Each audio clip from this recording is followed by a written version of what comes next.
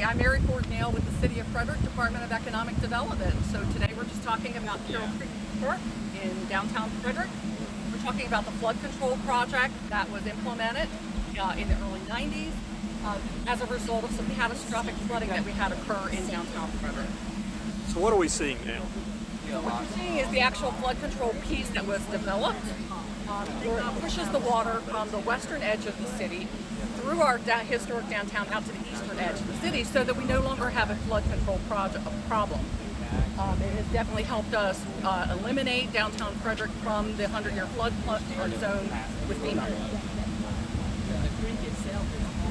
So again, occasionally what has to happen here is people have to the weird's the drop, so it's and remember when you saw that flooding? so you notice how That was all the theory. The grass end, it was chilling and cold, but you don't know what's rain. It goes into the cycle.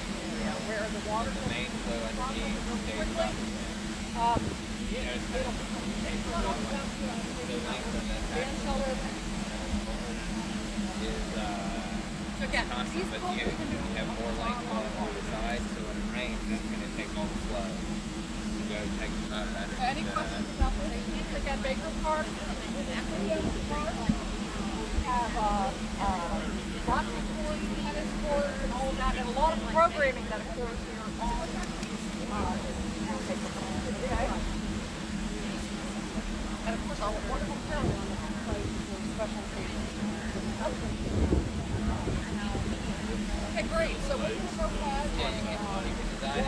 ahead and walk down our Carroll Creek. Any questions on this piece? So tell us about the amphitheater. Mm-hmm. Oh, this one over here, Baker Park Band Shell? Yes. That's different than the amphitheater that's on the creek. Okay, so this is a Baker separate. Park Band Shell, they actually bring in entertainment on weekends. During the summer, there are summer concert series, all types of music, free to the public for residents to be able to enjoy. So it's a really great opportunity for people to convene, and it can also be rented for private use.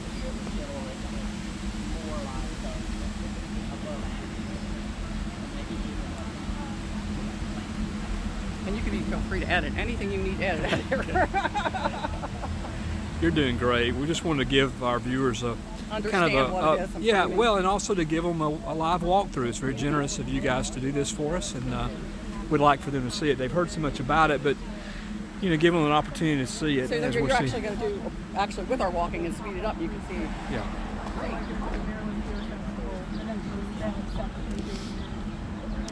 So while we're walking, tell us some statistics about the city and kind of about the project. Okay, again, the city is Maryland's second largest city, Frederick, Maryland. We have a population over 75,000 people. So it's a little about double the size of Statesboro. We have a historic downtown, and it was we celebrated our 275th anniversary right across here. We celebrated our 275th anniversary during COVID. So. And this was done as a floodplain project. The city's flooded in the 70s, and but this system is different from our system in that it's going to have it has a duct system that you just showed us, and a beautiful waterway also. Yes, correct. We have about 22 people from Statesboro that is here with us on this tour. They've been very hospitable to us here in Frederick, Maryland.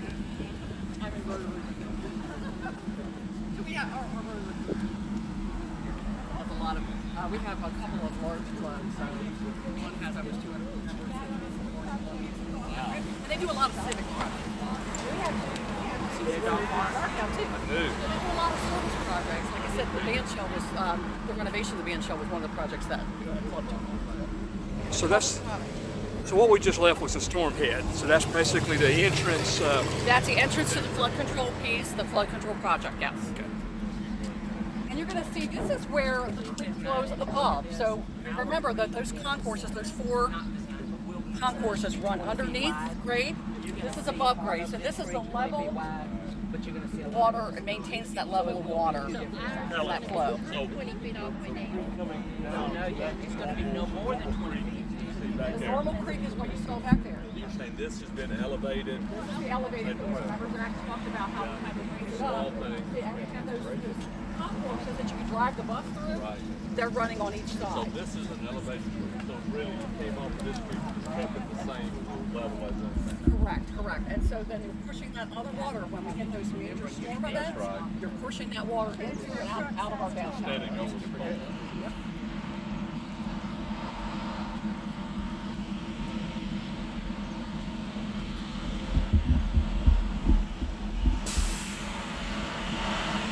So I think one of the things we talked about a little bit, you can see, you don't see it flowing. You don't see, now when we were up there, you saw the water pouring over the inlet, right? You don't see a lot of flow here.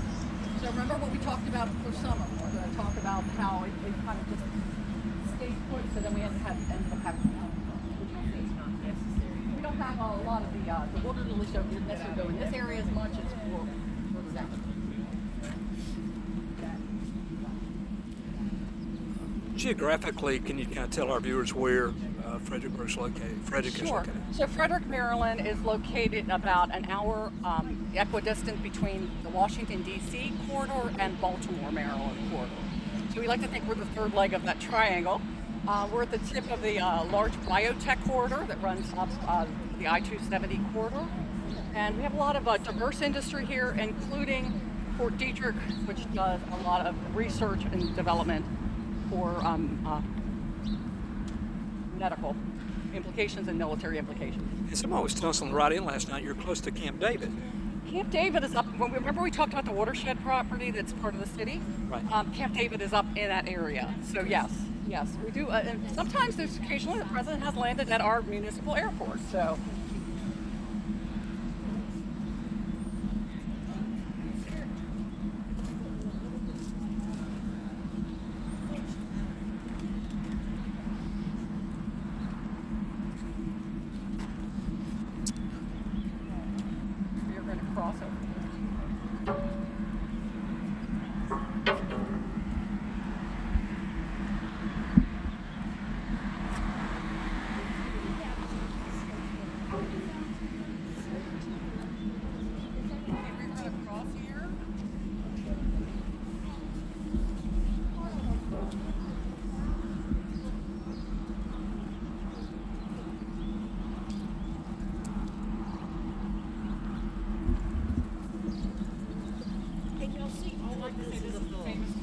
We haven't gotten down on the country under. Y'all saw some of that last night? Yeah. A little bit of it. But this could be the continuation. Doesn't everything just be something?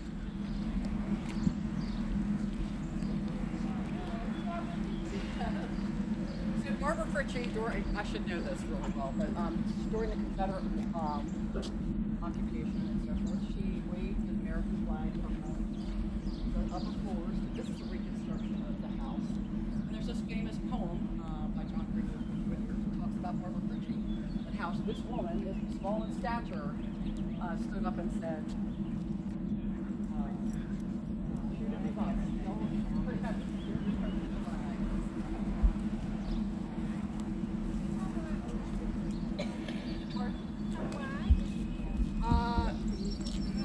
I don't know that depth over I don't know. I'm sorry, I don't know what I'm talking about. I think it's 22.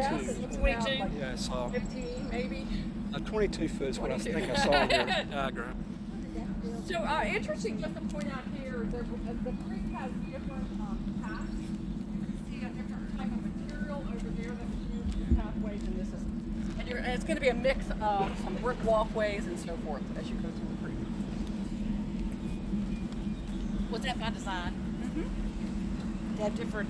So remember, it started when this was originally started. Everything looked like concrete concourse. I think airline, like an airline runway. That's almost what it looked like. It's hard to believe that all these plantings have occurred, and it's been able to develop into some really pretty park area. So again, this is all city-owned park. So city staff maintain the parkland. I have to periodically check out the playground equipment.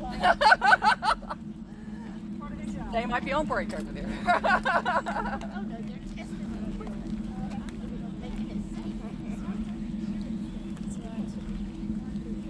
city. That's a separate park. That's actually Mullenix Park, which butts up to some of our residential, older residential neighborhoods. It's a red bud because I just came back from North Carolina and they were like flying down the road. I mean, beautiful, beautiful, beautiful.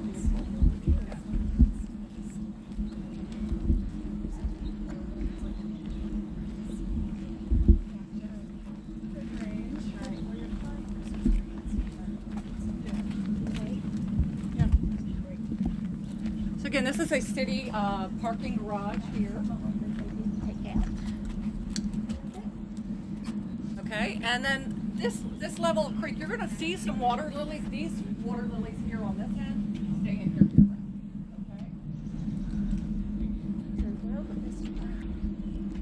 Okay. We have different varieties that are utilized. Some are tropical in nature, the tropical ones.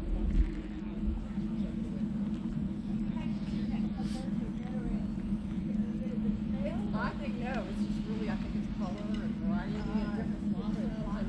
They're so vivid. We like to think it looks like little baby. Because it's really that pretty.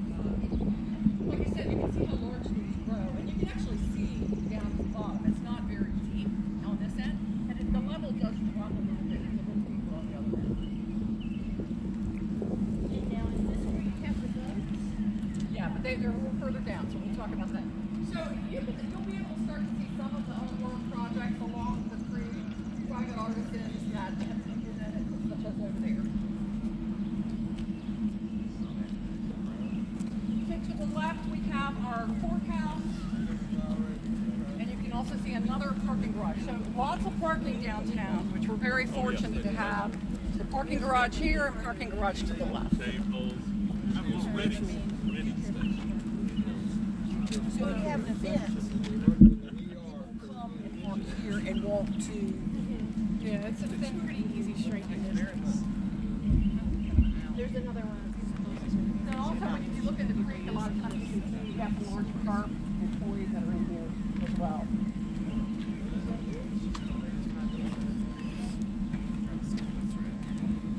We're going to go up to about where the street is, and we'll stop for a few minutes and talk, okay? I agree. And that's what I want this product saying is that that's not. We had that here, that's just another little step down, right? Correct. So you can see the water is flowing. It just doesn't appear to flow very, very strongly, right? If you want to walk on a bridge, feel free.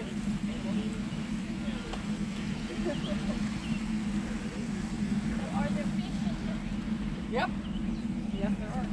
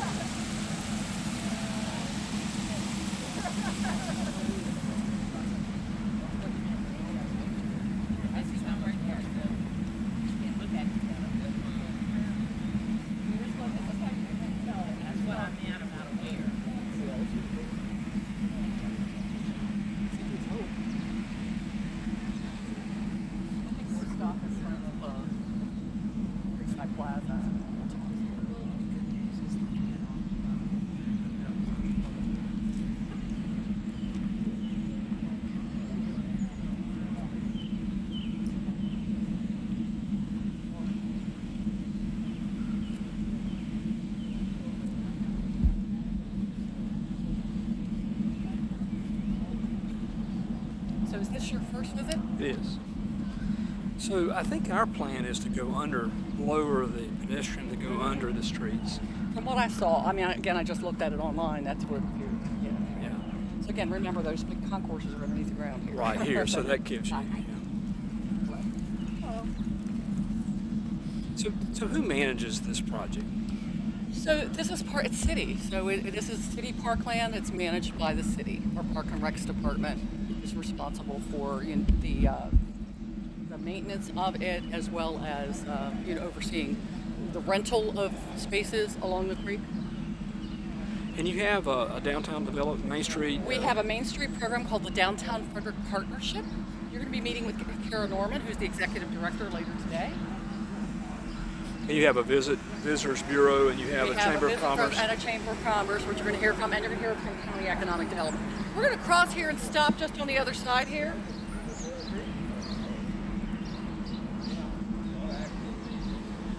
And then I saw something online about a Carroll tomorrow or Carroll today, or is that What is this now? some other Carroll Creek organization, or is that the main? Is that the main street? What's the name? Downtown Frederick Partnership is the Main Street organization. Okay. I can't think of another. I thought I saw something called Carroll today, or something. No, So this is an outdoor, like a brewery. Okay, so yeah, this actually. I'm going to talk about this. I'll wait till the whole group gets over here. Get everybody. This space is brand new. Just reopened.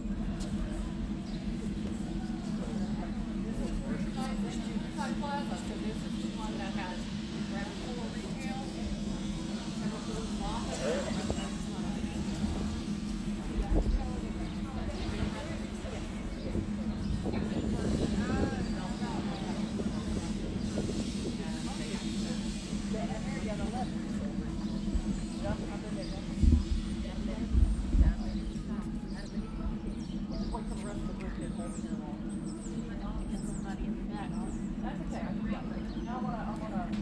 The condos sold for $800 to $1 million each. These here.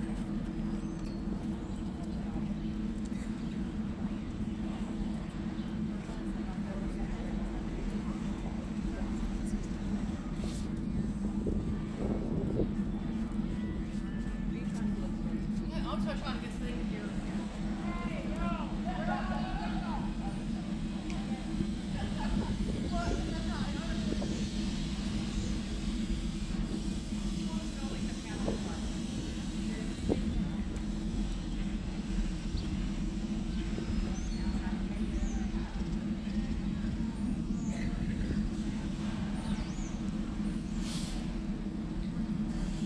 So this is one of the mixed-use properties they were talking about. So there's retail on the ground floor here. This is fronting the creek.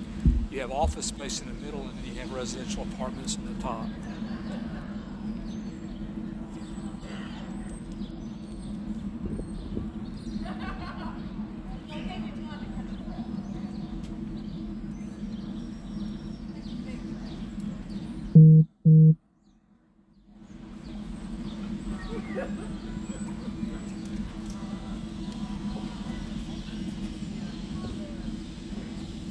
I know Andy's an old hat. He's already been here. Seen all this stuff.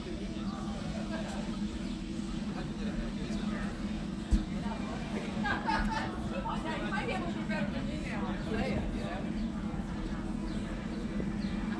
Okay, everybody. So this building is one of the ones that we had on the slideshow today. It's called Creekside Plaza. Ground floor restaurant retail, several floors of offices that are leased, and then the top floor of residential condominiums that are owned. So again, this building was developed by a group of realtors, and it's interesting. This particular business environment is called Frederick Social. Brand new, just opened recently. Great concept. They're offering a lot of our craft beverages here, and it's a great place for people just to kind of hang and socialize. So. Just opened. They did have to adapt the building a little bit from where it was constructed. It didn't have these roll-up doors before. Those were part of its redevelopment. This site used to be a bank. It was originally a Wells Fargo bank, and then it sat vacant for a long time too as well. So we've had some. I will tell you, this is that part, that activation piece that you need to make sure that you have that really good mix and that activation and keep it going off and down the creek. A really good place to hang. In fact, you're going to be coming back here later today for some beverages and so forth, I think, before your dinner, so you'll be able to sit and hang. I won't be with you at that point, but I'll be here with another group. They have a chamber event here at the same time, so I'll see all of you then from the chamber event. What did the condos sell for on top? I believe now the resale is somewhere, I think, 8 to 1 million. So there aren't very many of them. There's only like maybe 10 to 12. 3. One, just enough. They could be a So on the other side of this building, there is an ice cream shop. It's called South Mountain Creamery. So it took its agricultural operations out in Frederick and makes some great ice cream. And they also have a commercial kitchen that they push out farm-to-table food prep too as well. So again, just to kind of talk about that outdoor dining piece, remember that we talked that we had some things that we wanted to talk about how these were managed and handled. We had to have agreements in place, reporting agreements in place on how to take care of this, because not all of this space belongs to the building, to the condo owner. Some of this belongs to the city, okay? So these agreements help us take care of what the materials are that are used for the fencing, how the space is being utilized, and takes care of snow removal. So you said this was a bank, but did they tear the bank, raise the bank structure, No, and the bank rebuild? was just in the ground floor over here. Oh, I see. So the Just a structure was branch. there. It was Okay. still multiple types of users from office, I got you. all types of users, from accountant to real estate to. How are you? A part of the activation of the space is these outdoor dining pieces. That does really help utilize the space and really draw people in. People love to dine outside. So. Does the city pay for this? No, they have to. We set up the design, set up Greg, what so, it is. and they have to go through our processes. But I will tell you, one of the pieces with this particular thing, because we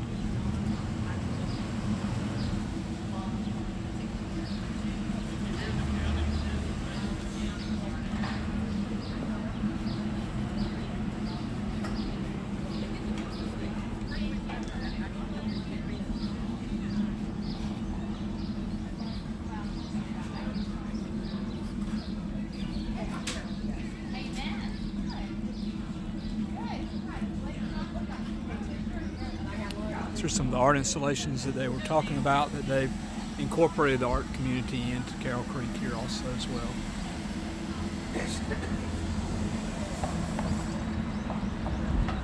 Quaint little downtown area here.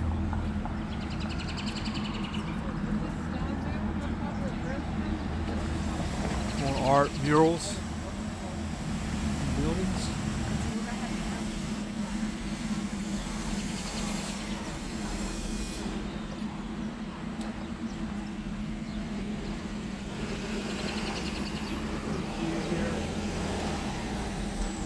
Again, here's that mixed-use development.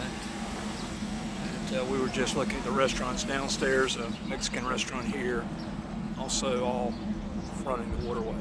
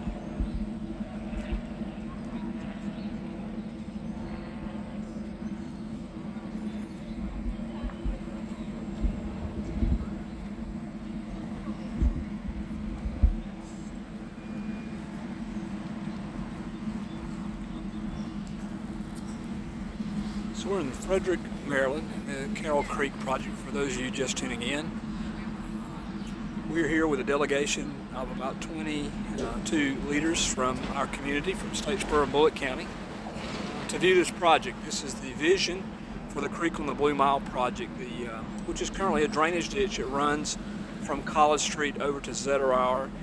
So that would be across the street from the Holiday Inn Express downtown beside it, and Three Tree Coffee behind Uncle Shook's parking lot, feeding over across into what is now the park, the city park there in downtown Statesboro, Fair Road Park as we know it. Just to give you an idea, this street that we're crossing over is one of our major thoroughfares. It is a one-way transportation access to our downtown.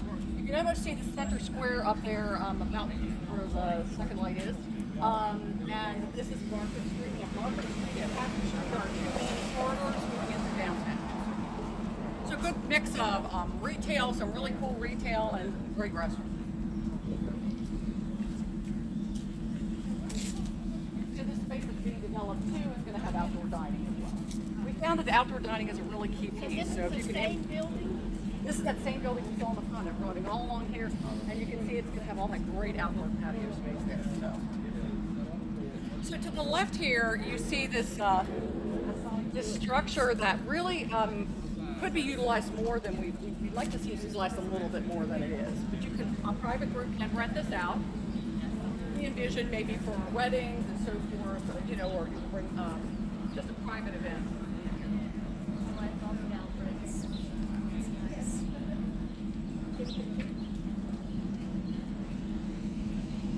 So if you look down in the creek, you can start to see some of the ponds that the water lilies in. Oh, okay.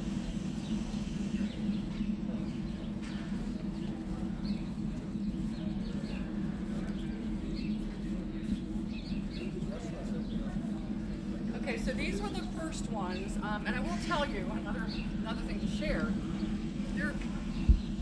There has been some transition with restaurants here, and I think that's why we talked about that activation increase on both sides, how important that is.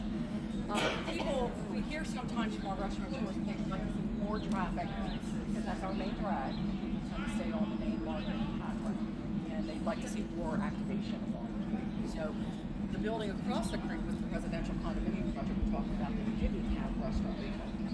Originally it was projected to, but they did not do that. So this particular building is South Market Center. So this was the first building that was constructed out of the Washington Post. This is the first new office building since the 70s that was constructed at the time. When this building was done, it was getting record high per square foot rates for sale. The office condominiums, they were in the 230 range. Ground floor, the restaurants are renting for about $30 a foot, and the people that's were over it was pretty pricey.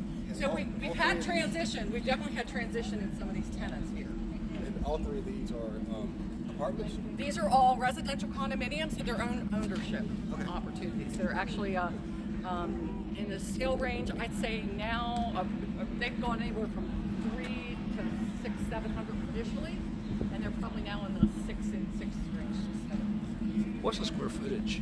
Pardon? Approximate square footage? Some of the smaller units are like about a 2-bedroom, 2-bath, like 1,000 square foot, 1,100 square foot type. And different. I mean, if you get to the top floor, you've got a little more space on those.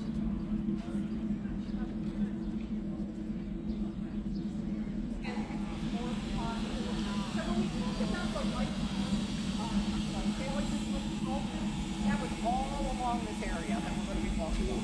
So we actually enter the first in here, they plug them in, and then live to about 2 months.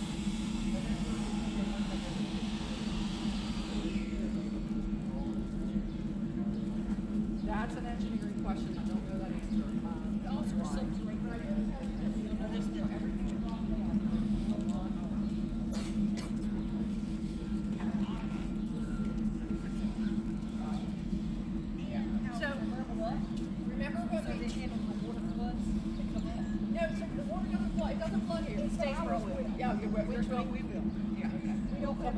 So you won't allow usage down on this level? Correct. Okay, Correct. got it. Which is kind of, I know yours is not designed like this. Ours is a lot designed like this. So that we do have our flood. It will come up on this pedestrian, come up that, but will not go into businesses or into Got our. it. So you'll still have everything elevated. And that's a if.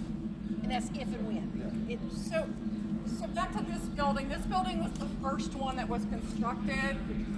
Again, office condominiums that were sold or leased on the top floors, restaurant, retail, ground floor, and then there's a parking level below where they actually have parking spaces that were condos, so you actually can own the parking space. So that was a kind of a cool feature for this building. So they had some built-in parking. Immediately behind this building is a city parking garage. And this site is also adjacent to our public library, our Senior Arts Public Library. So you can see it's a great situation for people to walk up and down the creek, spend the day, go to the library, bring the kids out for ice cream, and all kinds of things. So lots of great stuff. So when we had outdoor dining, you can see they have outdoor dining on that upper concourse area. When we had COVID come in and we were trying to expand some of the dining opportunities for our restaurateurs, we did allow them to come in on this level, so we could have some additional space, but we still had to maintain walkways. So again, the restaurants and the retailers are responsible. They have outdoor dining. They're responsible for, liability insurance and so forth. And there's usually park agreements, parkland use agreements for usage of those spaces. This is the thing I'm telling you about, that we're still working on use agreements. Even though this building's been around now for a while, we're still working on getting the implementation of those agreements. So it'd be really good if you're thinking forward thinking about having those agreements or understanding what those agreements might look like if you're doing these outdoor dining options. And we definitely want to do that. Yeah, it's much harder to do after the fact, to go back and try to find all the players, and then when the building sells, condos sell, then you're dealing with transition of ownership. So Andy Burns is with us, and Andy, this is kind of your project, or I say it's your project, but this was your idea. You came. So tell us about how you discovered this project. Well, my youngest son was ready to go to graduate school, and he was an art student, and he was checking on the best school for what he wanted to do, and it was in Frederick, Maryland, Hood College. So he came up to go to school here for 3 years, and 7 years later, he finally graduated. He had a rather good time. Yes, he did. But I was able to see this project during that time as they were finishing it up and when he was in school. And life in this community revolved around this creek. But hidden beneath it was a stormwater project. And so when we were looking at doing something in Statesboro, we were looking for an undeveloped area, and our ditch/creek was that place, and it was that place because it was in the floodplain. So that's kind of how all this got started. So tell us a little bit about your development history in Statesboro. Well, as Eric used to say, I wasn't born here, but I got here as fast as I could. So my family's been in the travel business in Statesboro about 40 years, and during that... And that is Burns World Travel. And in 1998, I was sort of stepping out of that business and looking for something else I wanted to do, and I built Village Square, which is on Savannah Avenue in Settle Island. And tell us what's located there so people know where that's at. Well, it's Country Financial, insurance company, there's the Daily Grind, there is a psychiatry office, a psychologist office, an accountant's office, and Burnsville Travel is in the building. Then we have some upstairs folks here. So that's kind of downtown. You took a piece of took a piece of property. It was really an eyesore, and you created this really cool project at the corner of Zettelauer and Main Street, Savannah Avenue. Used to be a funeral home there, and that was successful. And so I thought, well, I'll try this again, and went out to the area next to the hospital and bought a couple of acres there and built Main Street Village. So you were the first development in the Market District, Main Street Village. Well, McDonald's was there. Okay. That was it. And as a matter of fact, there was no road. So when I bought the property, they built a road to what's now Tokyo's, and you just drove off into the 87-acre field from there. So that was just some family land. There was like a pond house there, and it was just a large tract of land that had sat there on the edge of town. The developer had bought, and he had it in his mind to develop it. But there was a bit of a conflict where some covenants got put on that land when the hospital bought the park from him. That said basically, I was interpreted to say basically that there would be no doctor's offices allowed in there, and so he was sort of hamstrung on what to do because that was the highest and best use of the property. So after I built the shopping center, And that shopping center includes? plus Merrill Lynch, State Farm, Tokyo's, Jimmy John's. The New Sugar? Yep. Sugar My New Coffee House, that we just did a story on. They just opened. We're proud to have them there. And a mix of folks. And my goodness, it's been really, really successful. So when the developer came into said, why don't y'all develop the rest of it? We formed a group, and that's how Market District got founded. And we are now 87 acres developed and sold out. So you're ready for a new project? No, I was not ready for this project. I just was stupid enough to come up with the idea and then get told if it was your idea, you need to do it. So we had the Blue Mile project that Keely and Darren and Phyllis and so many great community leaders are helping develop. And that project is finally, after Keely was saying last night, 12 years is underway. And you just felt like this would be a great complement to that project. And just tell us what your vision is for this. Well, Keely, when they won the $1 million, everybody thought that was going to be the salvation to Statesboro, that we could just rip the city apart and put it back together with $1 million. We found out it was going to cost $7 million just to replace the light lines under it. So we were a long, long way from $1 million fixing our problems. She asked, because we had just finished the Market District, me to come and look, and I did. And I had the benefit of having spent 7 years up here and watching the art shows and the activity in the hubbub and walking the dogs and the different things. And I saw, when I did a little looking, that we had a ditch. And all around that ditch was the only undeveloped property in downtown because it was in the flood zone. So I thought, let's look at this. And that's how it got started, and here we are. So this is the third group you've brought up, and the feedback and the enthusiasm has been pretty incredible, obviously. And you know, you've gone through some different phases of the project, but I know the city just approved about $2 million to freeze tickles. $2.5 million. So tell us about where we're at in the project and explain that process. Well, the first step was trying to find money, which we were fortunate to find what we needed at the time. The first major step was to do the engineering study, which took a year, and that was with freezing nickels, and that was about $900,000. And they figured out the water would flow. We didn't know for sure if that would happen. So we then went on to the next stage, and that is the design process of the creek, and that's where we are now. That's another 12 months of design work, and that's why we have all the engineers up here with us. And at the end of that process, it'll be time to put it out on an RFP or an RFQ to start the construction. So the first phase will go from South College Street to Zetterer. Yes. Okay, so that will connect that area, and the funding for that project, as the last number I saw was about 25 million, but that did include some bridge work the DOT is funding, and it's a mix. About $10 million of that is being funded through the DOT. About $5 million of that is going to be funded from the sale of the private lots along the creek. That's owned by. That's what they did with the $1 million. Was brought the property to create value and give the money back to the city to create the park. And then the other part of it is stormwater management, which cities do all the time. So it'll take a significant piece of land out of the floodplain, which will allow development. You said about how many acres? Originally it was about 75 acres, but that's when we thought there was going to be a large reservoir included. We're not sure that that's going to happen yet. We're still looking at that. But that would probably leave about 45 acres in the city of Statesboro. That's currently undeveloped. It's currently either undeveloped or was developed before there were any flood controls, and they're paying high flood insurance in order to keep the property there. But all of that will change, and it'll all be flood-free and redesignated by FEMA. So your vision, like the vision of this, is to be a real unique public-private partnership. And public-private partnerships are unique, especially when it's a project this size. But yes, that's one of the things that makes it special, and the fact that this is all done through volunteer work, and all the funds that will be generated from selling these lots will be given back to the city. And folks don't want to give money like that to the city, but they had to have a place to start.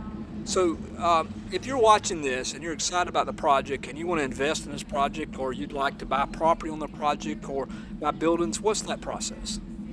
Well, either reach out to myself and Doug Lambert are the two co-chairs of this project, and then of course Keely and Darren, Keely Fennell and Darren Burnett are the chairs of the Blue Mile part of it. So any one of the four of us can direct you. We're a little bit early yet because we can't go out and put 4 corners on the property yet. We don't know exactly to the inch where they're going to be, but probably in the next 6 months we'll know that. So when do you think it'll be shovel ready? Well, we're hoping 12 to 15 months from now. That's what we're shooting for. So the Blue Mile should be completed when this project starts. But there's going to be a lot of upheaval. In order to get something beautiful, you got to go through the work. for Right. it. And replacing those two bridges are going to be part of it, but they won't be done at the same time. But that's the largest part to the public. They'll see it on the South of Main Street. So what excites you the most about the project? Well, I guess I think visually, so I see all this already done in Statesboro, and everything about it, the quality of life, and what this will speak about the value that folks in our community place on public spaces, and the opportunity, economic opportunity for the city and the developers and future developers in the city. One thing that they've really done a great job here is the live, work, play concept. They've really focused on mixed use property. And that's one thing that we've really struggled with in the downtown area. But a lot of forethought has seemed to have gone into that with this project. Well, there were some questions, and maybe still, but early on, about what kind of an impact this may have on what is considered our core of downtown. And what I feel, and of course I probably have as much down as anybody would with Village Square being in the downtown district, is that 1 and 1 is going to be 3 for us. Because if you have a developer that comes in to buy one of these lots and build on it, you're looking at a minimum of $1 million or more. You don't have many of those kind of properties in our current downtown. So this will be a whole new group of people that probably would not have been downtown anyway. And it's limited to 20 lots. So I really hope that 1 and 1 is going to end up with a much bigger number for us as we move through this. And then one will complement the other halfway between Georgia Southern and downtown. So there was a feasibility study done on this project, just this project. That didn't include the Blue Mile, and the economic impact was projected to be about $80 million. That's correct. And that's just on what happens in this project. Any of the other 40 acres, it's not even been considered. Right. Development on that has not even been considered. So, Dr. Kyle Marrero, Stephen Pennington, a lot of the leaders in our community who have come from communities with great projects like this, talk about, especially Dr. Marrero, the branding aspect of this and what it means from a recruiting standpoint for our university, for people to come to our community. If nothing else on the Blue Mile, we've torn down some eyesores, right? We've made a huge improvement. And that stretch of Blue Mile, which really was Brooks Keel, it started with him. I think he actually named it the Blue Mile, or came up with that concept, the former president of Georgia Southern. But he knew that we had to get some connectivity to downtown, but we also had to clean that up. We had such a beautiful, vibrant downtown area, but to get there from the university was not the best message, the best brand. First impression. Right. So first impressions are so important. So I think that, we see the tangible dollars of the $80 million, but there's a lot of intangibility to this project. It's impossible to even. Right. You just guess at best. That's Yeah. the best you can do. So, but that's a phenomenal approach to come to a city that's that progressive. And, we just met Don Jones of Aerogel, and, the huge $400 million almost investment they're making into our community with Aerogel industry, and talking about hiring 250, 300 employees in the first phase, and that could be a 500-600 employee operation.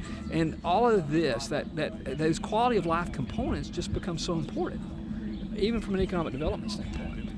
Well, you have a company like Aerogel, and I'm just using that as an example. They've already chosen to be in Statesboro, but just say they hadn't, and they come to look. One of the things they're looking at is quality of life for the places that they're going to have employees living. So the better you can look to those prospectors, if you might call them that, or whether it's Aerogel or Pavo or Ford or whomever, they come in and see this is saying, we can see our people living here, and it can make the difference between their decision to locate themselves in Statesboro or go someplace else. Well, gosh knows that nothing's more competitive than economic development. Angie Thompson can tell us all about that. And everybody wants the industry in their home, especially great industries like Aerogel. And so you've got to have competitive edges. And the same with the university. there's a lot of choices for students to go to. So they've got to choose Statesboro, and that is obviously our economic engine, and that's the one thing that we can have the biggest impact on. And creating an environment like this in downtown Statesboro just is really unbelievable. And the vision, Andy, of this is pretty incredible. And I know you're in the travel industry, and Keely said it to a couple of the younger folks that's on the trip. You've had an opportunity to travel the world. You had an opportunity to come here, and the beauty of that is that you've seen things that have worked in other communities, and then you've tried to bring it back into our community, and that's really kind of key to the success, I think, of some of these projects. Well, it is, but you have to be careful not to overdream, and I kind of teeter on that sometimes. But sometimes you can overdream and end up having something you never thought you could have. I remember somebody told me one time that Walt Disney said it all started with a mouse and a dream, so we started with a ditch and a dream. Well, okay, so tell us a little bit about this. So this is what we're going to experience. So we're actually under a roadway or a walkway here. So It's a bridge. Okay, so we have cross streets now, but now we're under a bridge, and this is kind of what we'll experience in If Statesboro. you have a child in a stroller, or if you have a dog, or if you just are with somebody you care about, you don't have to worry about the safety. If you have a daughter and you were looking at a place for her to go to school, you come to Statesboro, you stay in the new Holiday Inn, you walk out the door, you enter this, and you're thinking, this is a nice, safe place for my daughter or my son to come and be college driven, but yet be protected and looked after. I think it could make a difference as to whether or not they came to Georgia Southern or went to Kennesaw. That's what we're hoping for. And that's what Dr. Marrero Exactly is right. thinking. That's what I was going to reiterate. He's right on mark with that. So now, this seemed to drop down and go under and come back up, but ours will be all down. Well, just from the railroad track behind the Holiday Inn, under South Main Street, under Fair Road, and over to Zetter where you can walk under. If we turn and go into phase 2 towards downtown, that'll be crossing over some city streets there, but they're low impact streets. Right. So the safety will still be there. And that area is the area behind the Convention and Visitors Bureau beside the Willamette Tail Trail. That's kind of the path there you're talking toward the downtown area, toward Eagle Creek Brewery. This will tie into that. Okay. So you can walk. Yeah. Yeah. Yeah. And I mean, it's not the most inviting. There's 7 parking garages The downtown. first one was horrible to get built, and the other 6 they couldn't get it built fast enough because people just didn't believe that it would be used. And we have our first development now. It's moving along on adjacent to campus across from Dingus McGee's, which will be our very first parking garage. Just a student housing development. Yeah, so that'll at least christen that for the community. Did you see this? It's full paint. Yeah, it's pretty. It's not real stone. Well- The university here was involved in that. Obviously, we've talked about the artisticness of your grandchild, Avery, and what a wonderful job she just did in the performance at the Avery Center. So I know arts is very special to you, and I think it's so beautiful how they've incorporated the art community into this project. We have a really good committee right now called Art on the Creek in Statesboro that's working towards being ready for this. When they design. and that's being led by Dawn Oliver. Yes. Yes. And she's partnered with the Avery Center and the university. And the university. Yeah. So they're preparing. I'm gonna get up here and catch some of these. Is that okay? Sure. Thank you, Andy. Implications, a very significant process to make sure that we do call out our history, which a lot of this building has some tanning industry history. So you're looking at that and saying, how do we give attention to and call out our past, and we're able to do that and implement that maybe with future design options. So again, Hotel Conference Center, this is a project that the City of Frederick has been so supportive of, and we can't wait to see it actually come to fruition. So.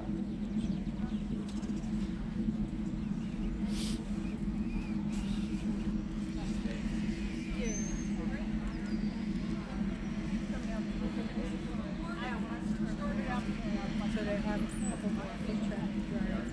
Yeah. And it's already been a huge change. The building will have one change. Has changed because it was vacant.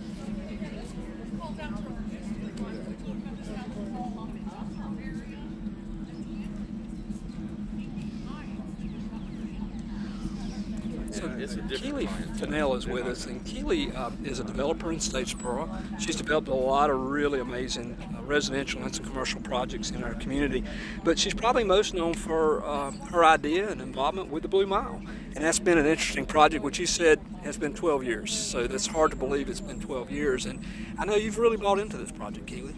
Well, I think the community's got into this project, and that's what I like is the fact that we've decided as a community that we're ready to revitalize our downtown. We want to connect Georgia Southern University to downtown Statesboro. And through the Blue Nile, things are coming to fruition. The streetscape project now is well underway. Creek project has definite implications of being able to happen. As you can see what they did here in Frederick, Maryland. It's just neat to see things coming together. It's been a long process, but it's great to have so many community partners who all believe that it's time and that we together collectively can make this happen for Statesboro. So, you know, obviously the Blue Mile project, you're at a place in your professional life that you really don't need another project, and you know your kids are at a state where you know it's you know you're looking at, I guess, a legacy and the legacy of a community. So this is a real legacy project for us, for our people, and what we're passing on to our kids. But it's also so difficult. Andy Burns and I were just talking about the quality of life piece, and it's so difficult when you recruit industries like Aerogel and the university and the hospital. Not only recruiting the college students, but you have a brand or the live, work, play component, and we really struggled with that in our community, and this is really a leap forward. It's definitely a leap forward because I think initially when the South Main revitalization team created 12 years ago is that we wanted to bring housing downtown, we wanted to bring the arts downtown, we wanted to bring green space downtown, we wanted to retain businesses that are in that economic area, we wanted to recruit businesses. And what a better way than in this Creek project and the streetscape between Georgia Southern and the Main on Main, right downtown Statesboro. It's a great collaborative partnership. So I think, you know, one of the beauties of this project is the live, work, play component, and having the retail housing, parking, all that, and the public-private partnership, which is really amazing. So, you know, we've talked to Andy and I about the economic impact and economic feasibility study and kind of how the project will work. But, you know, there's just so many intangibles like that that's so important. The intangibles are great. The fact that I want places for college students to come and study outside. I want young moms to be able to walk their children with strollers. I want young professionals to be able to meet and network downtown. I want Georgia Southern University faculty to feel like they can provide home and housing in an urbanist concept right downtown Statesboro. So all of these things have to work together in order for us to bring it to fruition. So if I'm watching this and I want to get involved, I want to invest. He told us, you know, how to get in touch if you're an investments person. But if I want to just get involved in the project, I feel like I have something that I can bring to this project. Should they contact you and Andy? Yes, everybody has something that they can give to this project. That's what I love about it. Everybody has something to do. The last Friday of every month at 10 o'clock a.m., we meet at Joe Brandon Hall, right next to City Hall on East Main Street, the last Friday of every month. And we meet, we kind of update, we gather our forces and kind of get collectively a plan of action for the next month. But everybody's welcome. The more the merrier. We're open to anyone. Everybody has something to offer. And it's amazing, the small little thing that you can give to this will make a difference to somebody else. So everybody has the opportunity. And you have a great web presence, the Blue Mile. Yes. And you have Facebook presence, so they can follow you on social media. Yes, Creek on the Blue Mile. And then also like us on Facebook, Blue Mile. Keely, it's just an amazing project, and we've really enjoyed the opportunity of bringing our viewers here to see this project. And because it's, you know, you've seen the website, you've seen the photographs, you've heard about the project, but it's really, and you know, people compare it to San Antonio, but this is much different than San Antonio. This is real life. This is something, when Frederick did this 40 years ago, they were the size of Statesboro. So it gives me hope that we can grow as Frederick has done over the last 40 years. It's something that's attainable. San Antonio is a little bit bigger than what we are, and it's kind of out of our wheelhouse. But the ultimate goal is to make Statesboro unique. The Blue Creek on the Blue Mile is going to be unique. And we're not going to be Athens, we're not going to be San Antonio, but I think we can come up with a great blend that is personally our own, right in Statesboro. Well, you know, as a developer, you know the demand for housing in our community, and you guys can't keep up with the growth. No, we need more housing in Statesboro. What we also need is all different levels of housing. Low income, middle income, and high income. There's a need for all three of those. In order for this to be successful, we've got to bring all three of those dynamics to downtown. And that's really kind of beauty of this project, but I also wanted to kind of go about, kind of hit the attractiveness of our community, and it's a community that people are wanting to retire to and to move to. Absolutely. We have people coming every day. In my day job as a developer, people come to Statesboro because they want to be in good weather, they want a good safe area, they want good schools, and Statesboro has all of those. And it's a big attraction. And plus with the ports in Savannah, it's a growing area. People have the ability to get to Atlanta in 3 hours, Jacksonville in 2 hours, Savannah in an hour.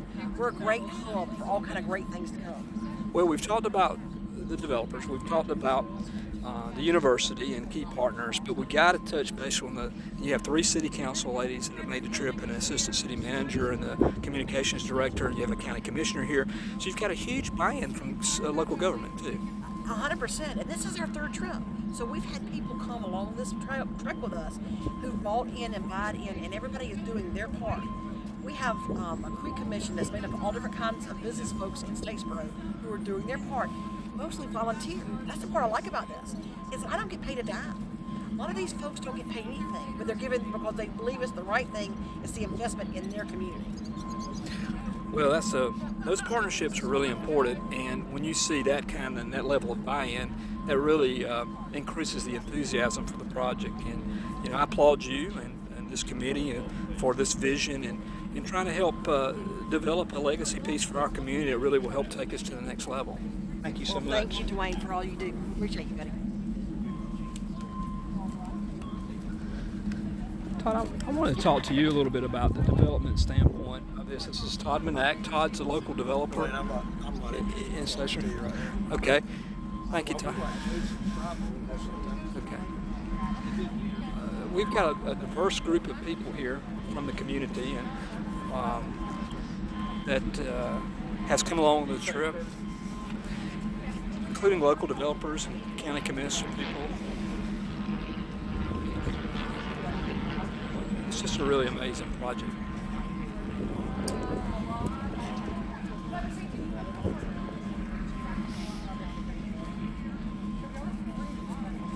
And we're also getting a lot of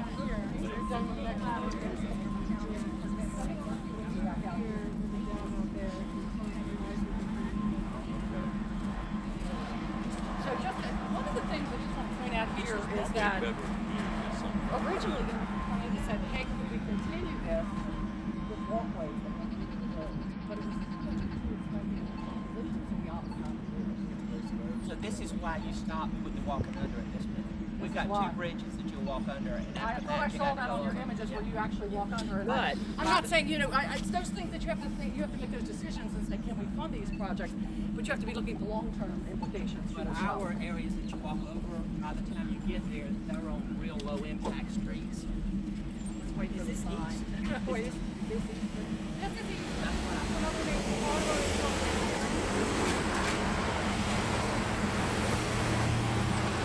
Talked about other development sites, so there's development sites here on the corner that are privately owned.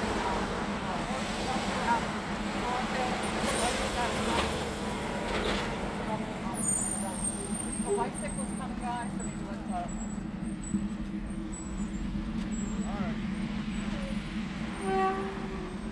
So when this light goes on, we're going to cross the creek, okay? Let's go.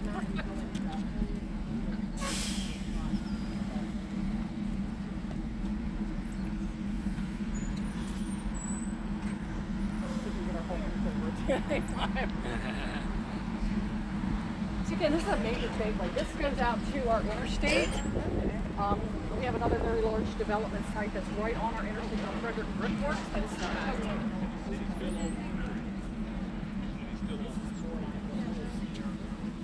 yes, this is all part of that 2nd phase of the Carroll Creek project. And we're going to be coming up on the Union Knitting Mills project, which is an adaptive reuse project in Painter. Was this all built at the same time, or this Second, was this is added the on? 2nd phase. Okay, so it stopped back there. First and phase then stopped at that okay. community bridge, and then this is the 2nd phase, and this can go all the way out to that one of our major routes called Patrick Street.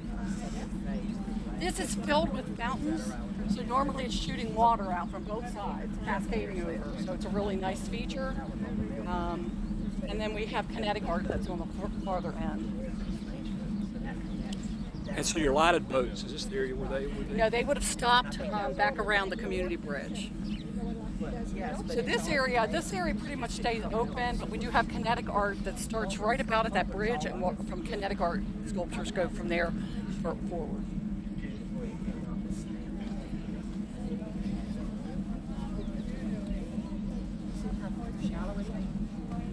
Yeah, so this has water fountains that shoot up. It's not on right now. You can see the infrastructure go. It's cool to make it bigger. Plus visually, you don't have to conversion of Across the creek is this statue. That's the Carroll statue. She's our claim to fame, native Frederickonian who developed American. You know, Francis, he is from here. His home is here. Yeah. That's a good place to stop, and we're going to talk to you. Sorry, it's a long walk. And it's warm.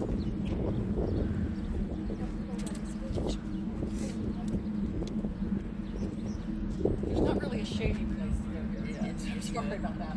Okay, so this is the Union Knitting Mill. So this is a project that, remember, it sat vacant, it was empty. This is where the creek was kind of really not so great flowing through here before this part of the project was developed. And they just re-tenanted the last space here with the Union Mills Public House, and it's going to be a combination of event space with a cidery and a restaurant. And the cidery is a partnership between, across the creek here we have McCutcheon's Apple products. So they're partnering with McCutcheon's to bring a cidery here. So that's this type of collaborative relationships. And additionally, they have kind of a ghost kitchen here. So they'll be able to provide food to many of our breweries and distilleries that don't have food options. Our breweries and distilleries do use food trucks to provide food for their patrons. So just opened to rave reviews. It was one of the things that everybody's been waiting to see happen.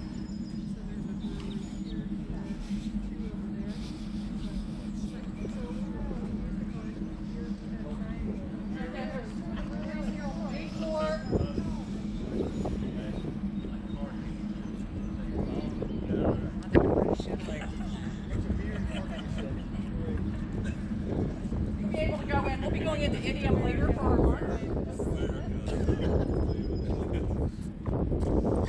Left out the hot dogs. Sure.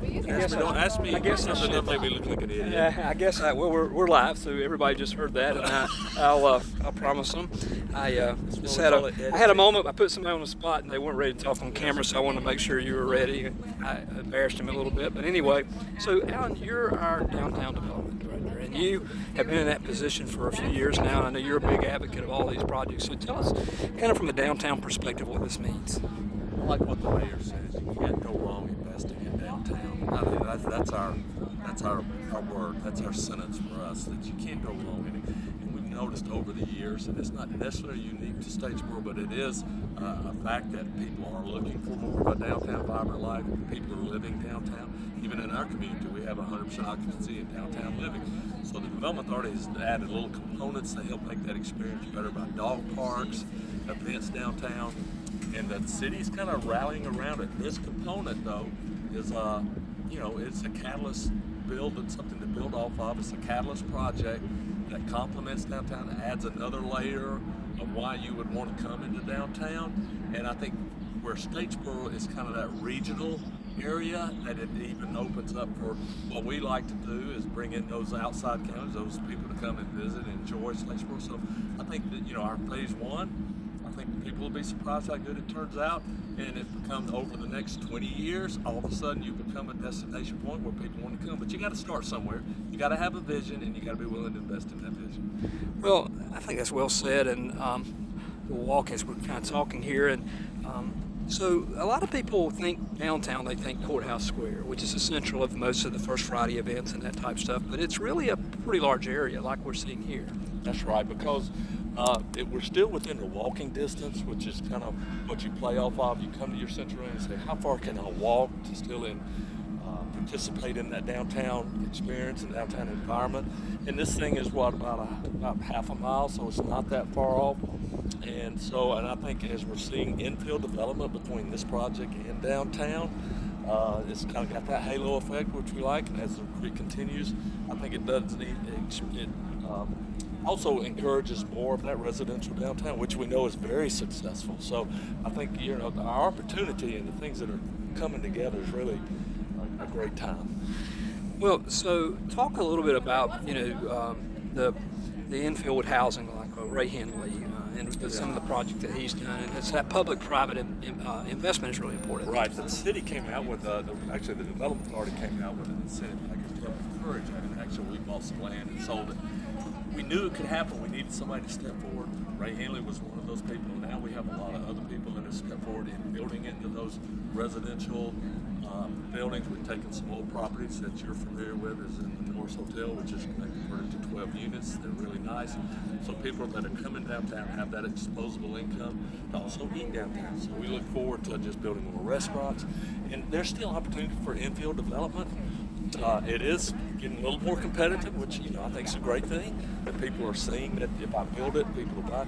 And we have some of the properties that are probably not where you would want them to be, that people are buying, fixing them, and moving them in. So the investment, the move forward, it's really a combination of things that really makes our downtown and our community attractive. And we talked about with Andy and with Keeley the marketing aspects of the university and the community and the branding aspects of it to have a vibrant downtown. And you just released your strategic plan, I guess, for the downtown, and a lot of great ideas in that plan. But one of the things that was really, two things I think that was really stood out to me and some of the Grice Connect followers in that plan was the same distance from the courthouse to the University, the Blue Mile, is the same distance as River Street. And it just seems like it's a lot farther, but it's the activities. And the other thing is lack of opportunities after 5 o'clock in the community. Right. So, I mean, I know those have been battles for you for some time as a downtown development director, and this kind of gives an opportunity to fill in some of the entertainment components. That's right. After 5 is a challenge for us, but I think it's also an opportunity that if people come in, because people do like to hang around after 5, and we've got little pockets of good success. I think Eagle Creek has been well, and some of the other restaurants are starting to have their decks and stuff, which are very popular, outdoor dining. And I think our environment gives you that an extra month or two of outdoor dining as well. So, I think if you build it, there's already an innate, already built-in demand for that. So I think when these things come and they start popping along that Blue Mile corridor, you'll find out that it'll be successful. This is certainly an exciting project, and it's good to see, 20 people, basically 22 people funded the trip out of their pocket to come see this, and to make that kind of time commitment and that physical investment to come look at this project, I think says a lot about our community and a lot about the enthusiasm that you guys have done in creating some momentum and enthusiasm and with this vision. Yeah, and the thing is, this project is not an overnight success, which is, I think, just helps people put it into perspective that, it can happen if you're committed to it. It will happen, and it will be successful if you're committed to doing it. Like, again, they've had phases, and they've had to kind of work through issues. So, actually, they're a great model for us. I think we'll miss a lot of kind of those challenges that they've experienced, and they're helping us move this project along probably faster and easier than we would have normally done. Yeah, they're reminding us this is a 40-year project. That's right. They keep telling us that. Yeah, and for a reason. Right, that's right. Well, and thanks for all you do for Main Street, and we really appreciate the opportunity to catch up with you. I really appreciate Grice Connect. Thank you for all you do. Thank you, Alan. We're coming toward the end of the project here. I think you can get a really good feel now from the folks we've talked to and the view of this project that this is really could be a game-changing project for our community, and appreciate you taking some time to walk along with us and take a tour of the project.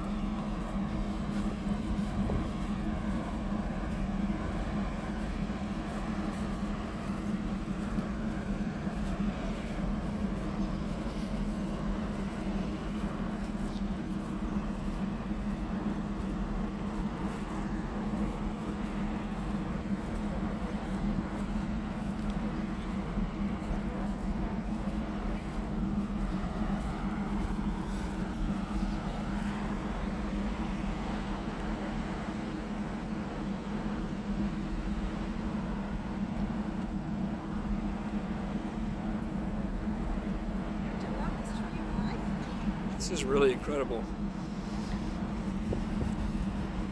Councilwoman Barr, tell us your perspective on the project. This is your first visit, right? Yes. And you've come along with two other council ladies, and y'all and the city manager and some other city staff. So tell us your impression. Oh, it's wonderful. It's lovely. Parts of it I can see really being a hit in Statesboro. I'm excited about all the sculpture here at this end of the park. This is the Tree of Life. So they've done a really good job. We've talked about that, of incorporating art, all types of art into this project, but just embracing the entire community, all parts of our community. And I think that so far we've done that very well with the Creek Project here in Statesboro, or the vision at least. Hopefully, yes. All the stakeholders have options to express opinions and share good ideas. So I'm excited going forward. It's a really cool project. Thank you so much.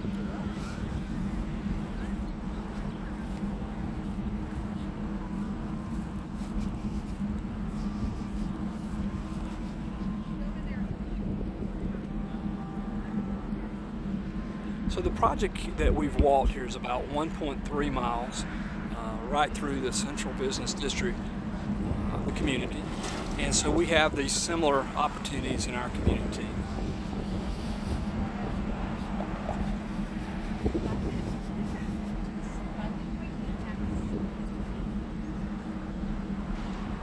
And this is the end basin here, the waterflow. So thanks for tuning in and coming on this tour in Frederick, Maryland. I'm Dwayne Grice reporting for Grice Connect.